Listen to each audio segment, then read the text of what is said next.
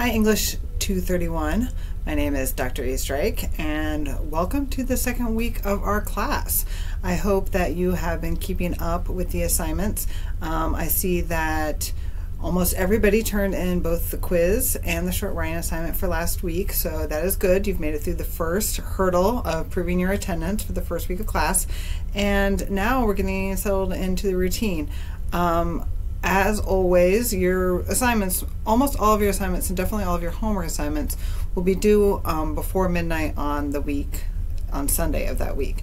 And so because the university was closed yesterday for Martin Luther King Jr. Day, I'm a little bit behind schedule. Normally I'll have everything posted for you on Tuesday, but because yesterday was not a work day, everything will be coming soon and will be posted within the next 24 hours. So keep your eye on the Moodle site. In the meantime, do make sure that you're wrapping up reading Frankenstein, which is a novel by Mary Shelley. It came out in the year 1818.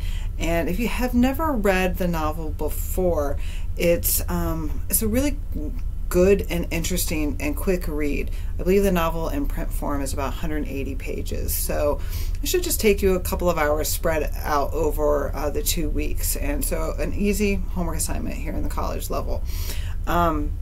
You'll notice on the syllabus that I provided a link to the website where you can get free electronic copies or audio copies of the novel, and I don't care which version you use, so you can work out while you listen to the audio version if you so desire, but do make sure that you do read the entire novel, because Mary Shelley's book, the narrative inside of it is extremely different from what you see in films, and so we're going to be talking about that in the next couple of weeks as we progress into watching one of the film adaptations and the differences that a medium can make when you're telling stories.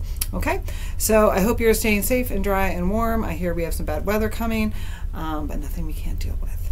Take care.